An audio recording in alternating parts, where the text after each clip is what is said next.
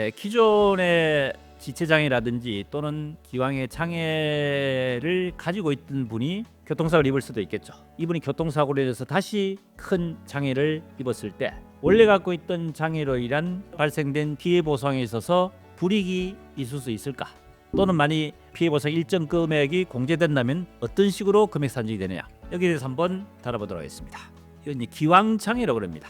말 그 자체로 원래 갖고 있던 장애입니다. 사고 전에 예전에 소아마비로 인해 가지고 장애인 등급 많이 받았죠. 또는 어떤 사고로 인했든지 어떤 이유로 인해 가지고 한눈이 실명됐다든지 또는 다리가 절단됐다든지 사고 전에 원래 어쨌든 장애가 확정돼서 기왕의 장애를 갖고 있던 분이 교통사고로 인해서 충격으로 인해 가지고 발생한 후유증에 대해서 기왕의 장애에 대한 부분을 어떤 식으로 지금 영향을 미칠 수 있을 것인가, 어떻게 보상의 공제 대상이 될 수 있는지, 공제는 어떤 식으로 공제되는지 궁금하시죠?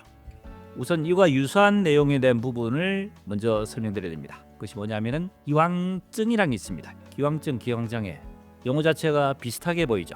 그런데 분명히 다릅니다. 기왕장애라는 것은 사고 전에 원래 장애를 가지고 있는 상태입니다. 장애 등급이 아니더라도 확정된 어떤 장애, 기초적인 노동의 상실 정도에 대한 것이 확정이 된 상태입니다.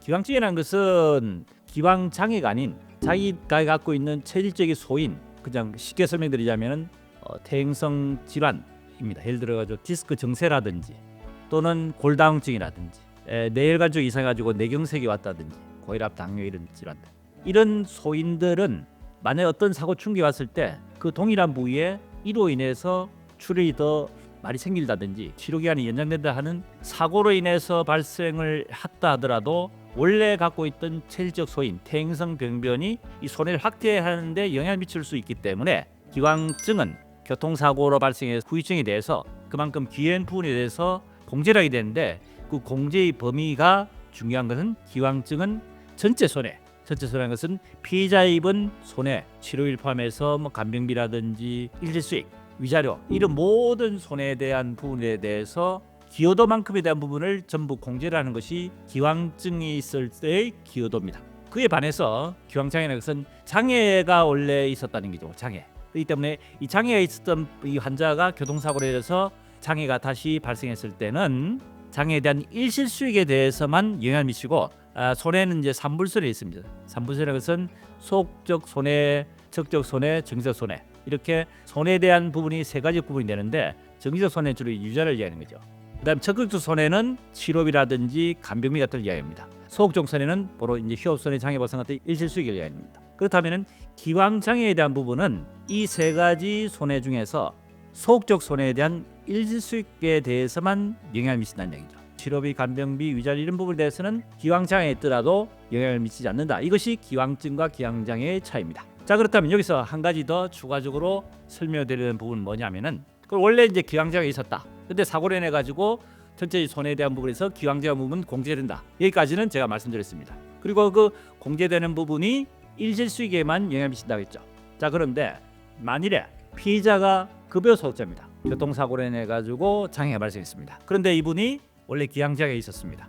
이 사람의 경우에서도 기왕장애에 대한 과연 영향을 미칠 수 있느냐 하면은 영향을 미치지 않는다는 겁니다. 왜냐?